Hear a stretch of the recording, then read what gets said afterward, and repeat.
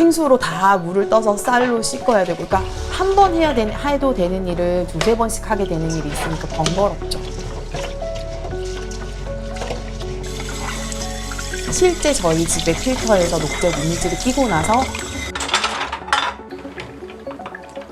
생활하면서 좀 무서워지는 것 같아요. 특히 아이를 키우는 입장에서 더. 생수로 아이들을 씻겨야 되고 믿을 수가 없었고요. 이게 지금 음용하는 수돗물인데 어떻게 녹조가 나올 수가 있지?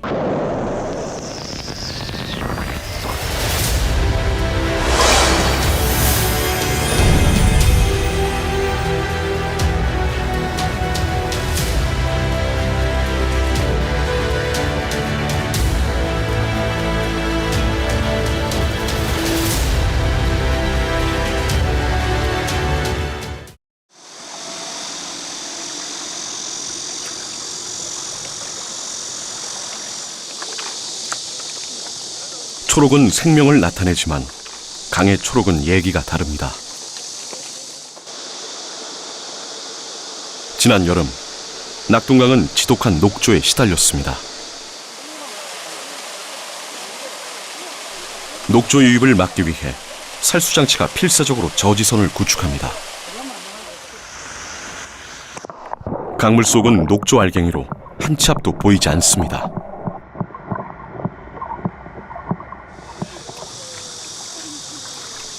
강바닥 흙은 시커멓게 썩어버렸고 발견되는 생물이라곤 붉은 깔따구 유충뿐입니다.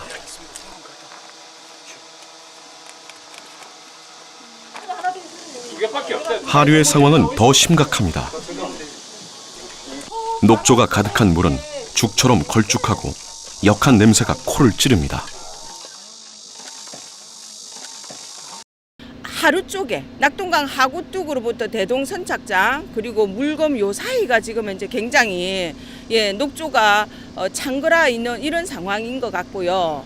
7월달, 8월달로 넘어가면서 하루 쪽에 축적되는 경향성이 있습니다. 네.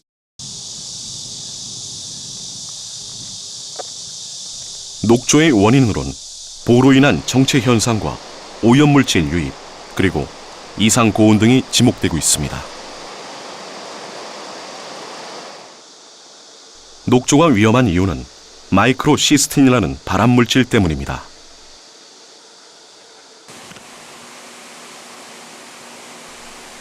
지난 8월 환경단체 조사 결과 낙동강 유역 30곳에서 마이크로시스틴이 검출됐는데요. 낙동강의 한 양수장 주변에서는 3,900 ppb가 넘는 마이크로시스틴이 검출됐습니다. WHO의 먹는 물 기준이 1 ppb인 것과 비교하면 3,900배를 초과한 수치입니다.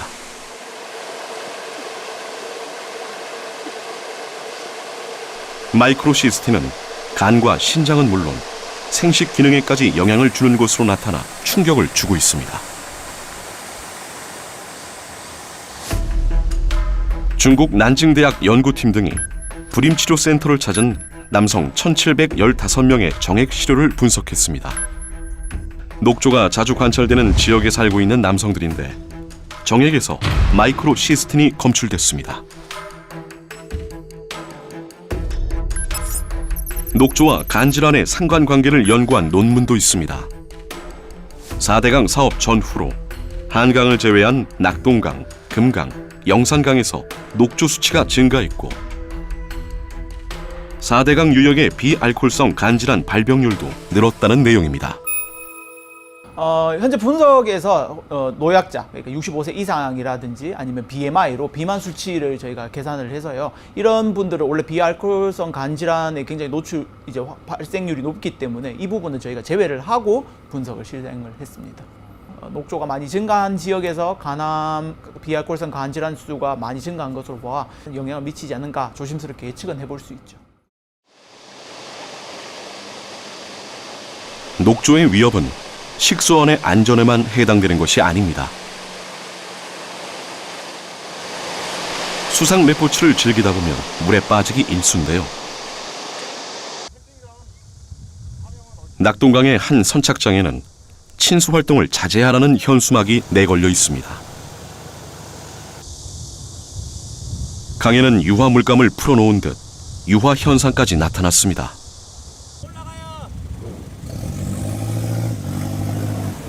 수상 오토바이가 일으키는 물살에 녹색 물보라가 바람에 실려 주변으로 퍼집니다. 머리 아플 정도로 냄새 나죠 지금. 보세요, 저 장난 아니잖아요.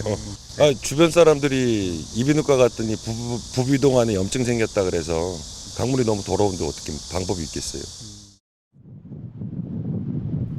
물과 농작물은 물론이고 이제는 공기도 녹조로부터 자유로울 수 없습니다. 지난 8월과 9월 환경단체와 부경대, 경북대 연구팀 등이 실제로 공기 중 녹조의 영향은 어느 정도인지 조사를 실시했습니다. 김해 대동 선착장 선박 위와 낙동강에서 1.2km 떨어진 아파트 옥상에서는 녹조 독성 물질인 마이크로시스틴이 검출됐습니다. 심지어 낙동강 대동 선착장 주변 공기에서는 알츠하이머 등 뇌질환을 유발하는 녹조 독성 물질인 BMAA까지 검출됐습니다. 지금 몇 시간 몇 시간 돌렸습니다. 예, 4시간이요. 예. 조사를 진행한 환경단체 회원의 마스크는 물론이고 상추에도 남세균이 에어로졸 형태로 묻어 있습니다. 공기 중 전파에 대해서 해외 연구 사례는 있었지만 국내에서는 첫 조사 결과라 더욱 충격적입니다.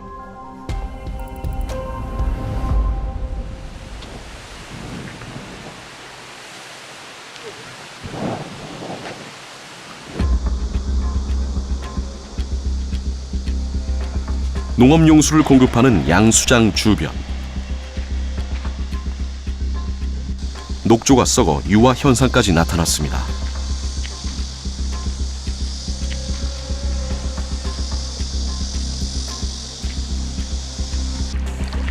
강에서 퍼올린 녹조물은 농수로를 따라 논으로 흘러들어갑니다. 벼 이삭이 맺히는 시기라 가뜩이나 많은 물이 필요한 시기인데 강물을 끌어다 쓰는 것 외에 방법이 없습니다. 농민들은 과연 이 물로 농사를 지어도 되는 것인지 걱정입니다.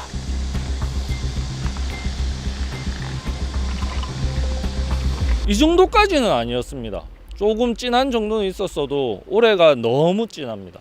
녹조가 너무 진하기 때문에 이제 벼에 어떤 영향을 끼칠지, 지금 조금 있으면 꽃이 피고 이제 수정이 될 시기인데 이 물이 너무 강하기 때문에 비료기가 어떻게 될지 모르겠습니다.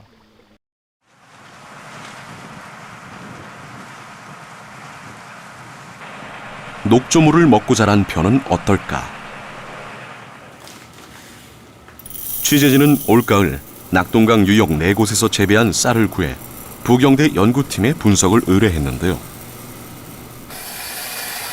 4개 지역 가운데 1개 지역 쌀에서 1kg당 0.98 마이크로그램의 마이크로시스틴이 검출됐습니다. 60kg 성인이 이 쌀로 하루 300g을 먹는다고 가정하면 마이크로시스틴 하루 섭취량은 프랑스 생식 독성 기준치보다 4.9배나 높은 수치입니다.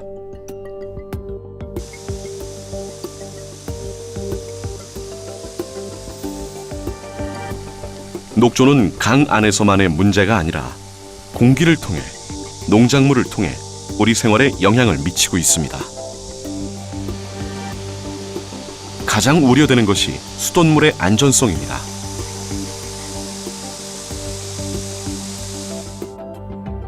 미국 오하이오 주립대 이지영 교수팀 논문을 보면 정수장 반경 1km 이내에서 녹조물을 원수로 사용하는 지역이 지하수를 원수로 사용하는 지역보다 간세 포함 발병률이 17% 높게 나왔습니다.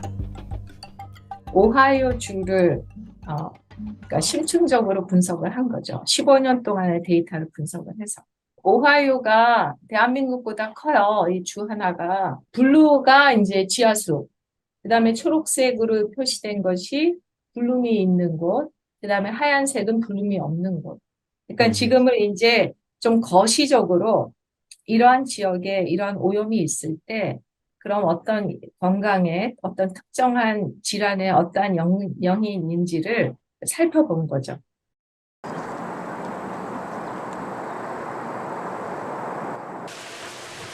그동안 환경부와 지자체는 고도 정수 처리를 하면 마이크로시스틴은 100% 제거된다는 입장만 되풀이하고 있습니다. 하지만 환경단체 조사 결과 부산 1곳, 창원 2곳, 김해 1곳, 대구 2곳에서 마이크로시스틴이 검출됐습니다. WHO 기준보단 낮지만 미국 캘리포니아주의 아동 음용수 기준보다는 1.8배에서 최대 5배나 높은 수치입니다.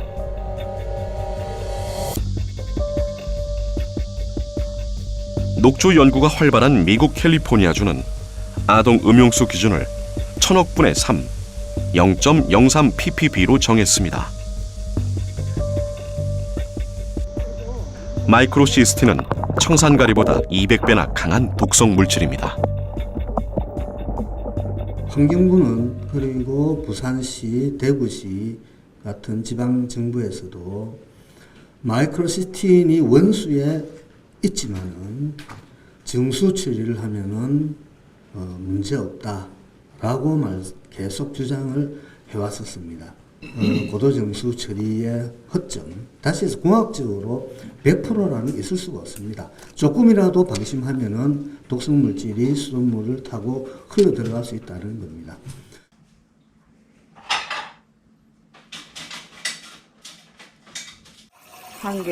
지난 9월과 10월 경남 창원의 가정집 2곳의 수도 필터에서 마이크로시스틴을 만드는 남세균이 검출됐습니다. 싹 돌려서 보이소. 많다. 맞네요. 얘는 진짜 많다. 이때까지 본 것 중에. 마이크로시스틴은 300도 이상일 때만 분해됩니다. 일반 가정에서 물을 끓여도 사라지지 않습니다. 이제는 수돗물을 사용하는 게 겁이 날 정도입니다.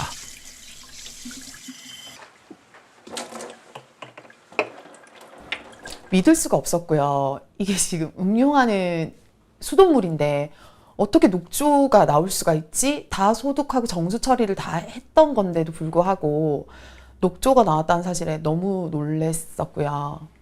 사실은 낙동강 녹조 라떼라는 얘기는 예전부터 많이 들었었는데요. 아, 그런가 보다 했어요.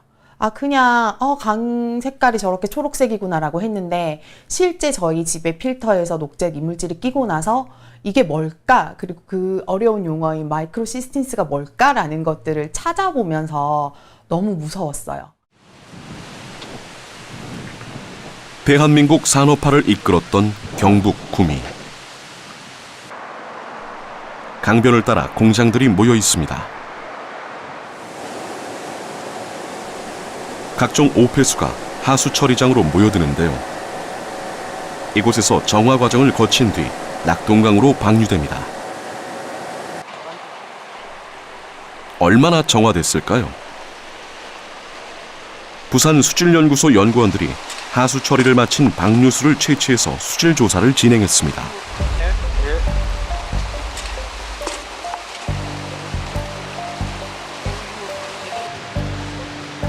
하수 처리장 방류수에서는 발암물질이자 산업용 화학물질인 1,4-다이옥산이 104ppb 검출됐습니다. 하천수 먹는물 기준보다 2배나 많은 수치입니다.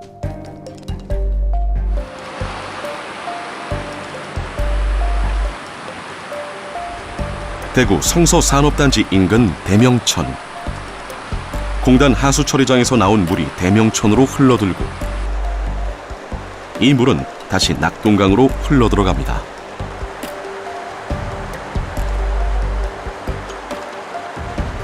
성서공단 하수처리장 방류수에서는 과불화 화합물이 먹는 물 감시 기준보다 5배 넘게 검출됐습니다. 과불화 화합물은 주로 프라이팬 코팅제나 방수 재료로 사용되는 발암물질입니다. 과부라 화합물과 일사 다이옥산은 하수 처리장에서 처리 공정을 거쳐도 완전히 없앨 수 없습니다. 고도 정수 처리를 해도 문제입니다. 고도 정수 처리를 하다 보면은 많은 양의 이제 그 염소 투입량이 또 들어가야 되고, 그로 인해서 THMU와 같은 또 추가적인 발암 물질이 정수장에서 또 형성이 되기도 하고, 이렇기 때문에 가능한 한 원수가 깨끗한 물을 가지고 정수를 해서 먹는 것이 그런 소독 부산물도 줄이는.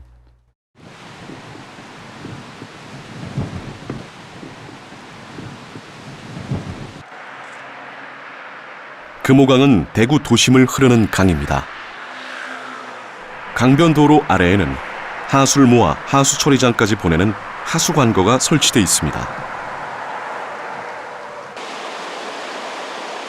평소에는 하수가 이 관로를 통해 하수 처리장으로 흘러 들어가지만 비가 많이 오는 날이면 하수가 넘치면서 금호강으로 흘러 들어가기 일쑤입니다.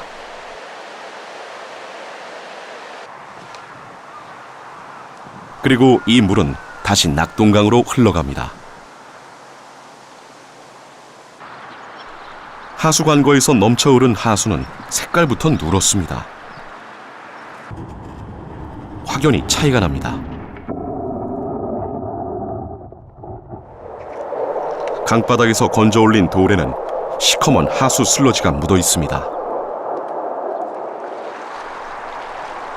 얕은 하천을 걸어서 지나가기만 해도 바닥에 쌓여있던 시커먼 하수 찌꺼기가 올라옵니다.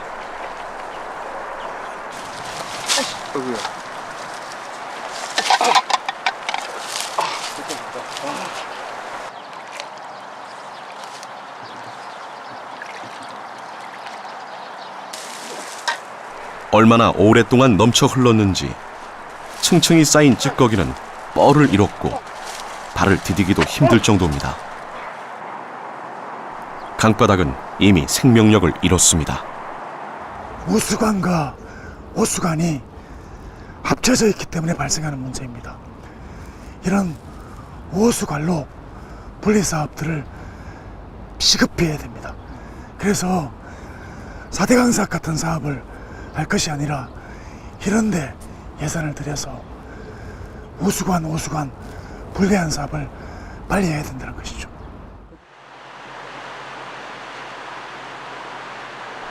낙동강의 지천인 대구 대명천.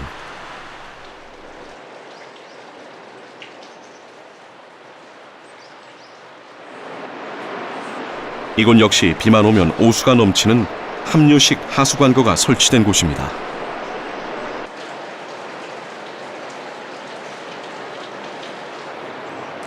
하수가 넘치지 않도록 하수관거 높이를 더 높였지만 소용이 없습니다.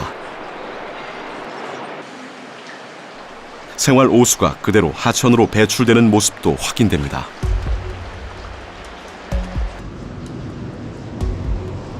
강바닥에 있는 돌에는 시커먼 하수 슬러지가 붙어 있어 마치 현무암 같습니다.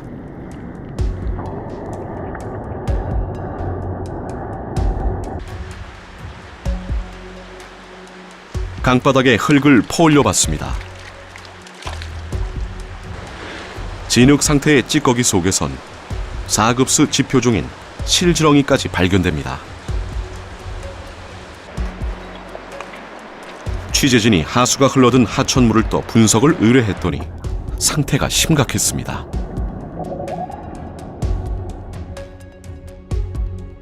하수가 흘러든 하천물에서는 녹조를 일으키는 질소와 인이 대량으로 나왔는데 금호강의 경우 이는 6급수 기준의 7배, 대명천은 11배나 높았습니다.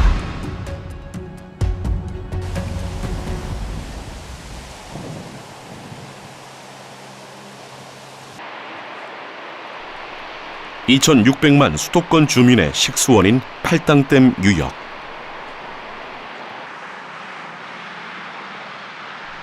(1973년) 완공된 팔당댐은 총 저수량만 2억 4천만 톤에 이릅니다.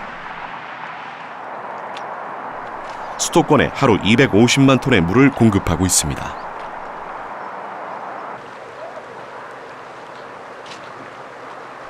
국내 최대 상수원이다 보니 수질 관리의 중요성이 매우 큰 지역입니다.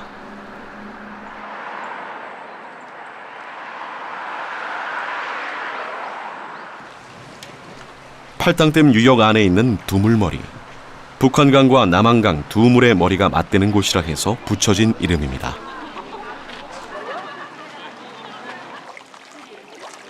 팔당호가 만들어지고 다양한 입지 규제가 적용됐는데요. 한강의 수질은 어떻게 관리되고 있을까요? 팔당 유역의 규제도입니다. 먼저 팔당댐 주변이 상수원 보호구역으로 지정돼 있고 팔당 특별대책 1권역과 2권역, 자연보전권역 등 여러 규제가 중첩된 구조입니다.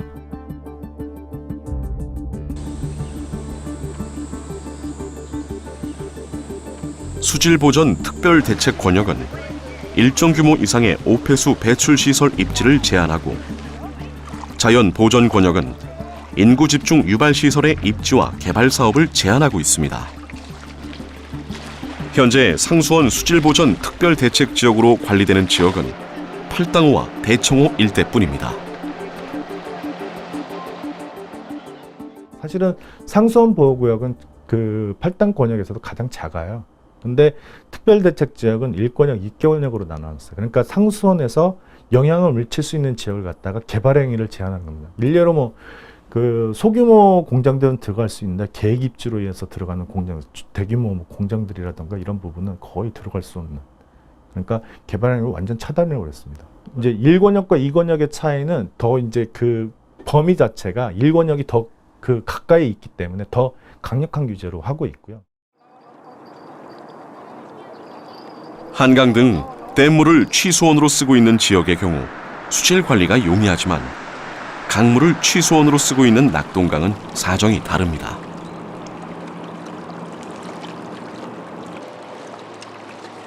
낙동강 하류인 부산 경남 지역은 중상류에서 배출한 하수를 정수해서 식수로 써야 하는 처지입니다.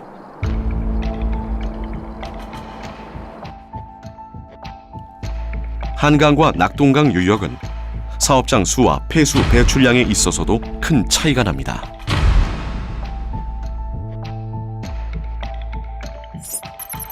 오염된 물의 수질을 나타내는 지표인 COD와 BOD 농도 역시 낙동강이 훨씬 높습니다.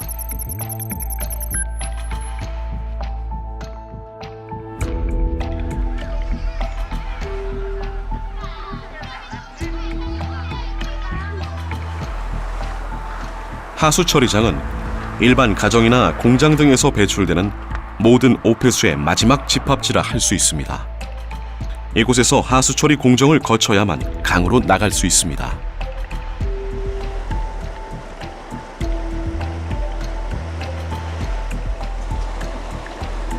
하지만 하수 처리 공정을 거쳐도 소용이 없습니다.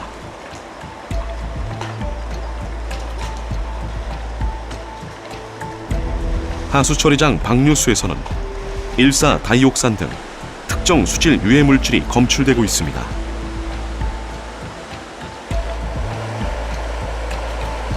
공공처리시설의 방류수 기준에는 질소와 인 등 7가지 항목만 지정되어 있을 뿐 특정 수질 유해 물질은 포함되어 있지 않습니다. 공공하수처리시설 같은 경우에는 주로 생활하수를 처리하기 때문에 특정 수질 유해물질을 처리할 수 있는 공정이 없습니다. 따라서 특정 수질 유해물질 같은 경우에는 그 물질을 발생시키는 발생원에서 처리하는 것이 가장 효율적입니다. 이를 위해서는 우선 현행의 배출 허용 기준을 강화하고 그 강화된 기준을 사업장들이 준수할 수 있도록 기술 개발 및 기술 지원, 시설 설치 지원이 필요할 것으로 생각됩니다.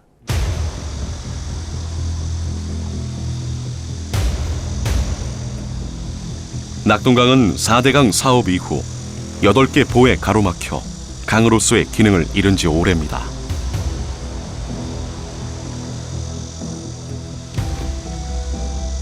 강은 흘러야 자정작용이 가능합니다.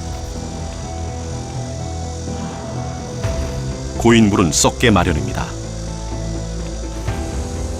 환경부가 금강과 영산강의 보를 개방한 결과 유속은 빨라지고 녹조는 95% 이상 감소했다는 조사 결과도 있습니다.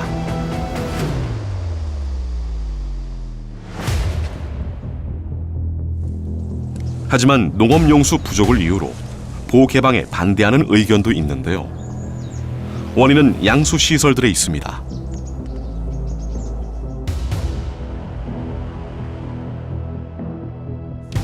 취수구 위치가 수면 쪽에 있는 양수장의 경우 보 수문을 열면 수위가 내려가 양수를 하기가 어렵습니다. 때문에 취수구 위치를 수심 더 깊은 곳까지 내리면 보를 개방하더라도 취수가 가능합니다.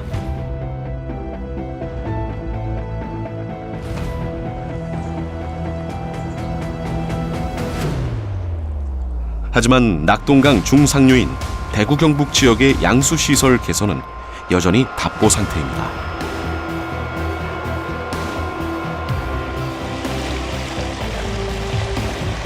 유독 보 문제에 민감한 대구 경북 지자체의 반대로 국비까지 확보돼 있지만 양수 시설 개선 사업은 진척이 없습니다.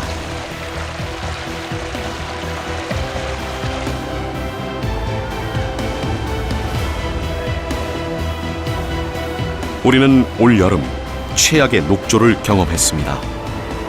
녹조에 대한 대책은 하루가 시급하지만 정치권에서는 대책 마련보다는 보 개방을 둘러싼 소모적인 공방만 벌이고 있습니다. 당시에 4대강 사업을 추진할 때에 수문은 개방하도록 되어 있었습니다. 녹조가 발생하면 여름철 녹조가 발생하면 수위를 낮추는 걸로 그렇게 환경영향평가가 그렇게 되어 있고, 그런데 막상 나중에 녹조가 발생해서 수문 개방을 하려고 하니 치양수시설이 수위를 내리면 이용할 수 없는 지경에 이르는 그 상황을 두고 놓고 결국은 수문을 개방하지 못했던 거죠. 예, 강이 아프면 지루하고도 소모적인 공방 속에 낙동강은 생명력을 잃어가고 있습니다.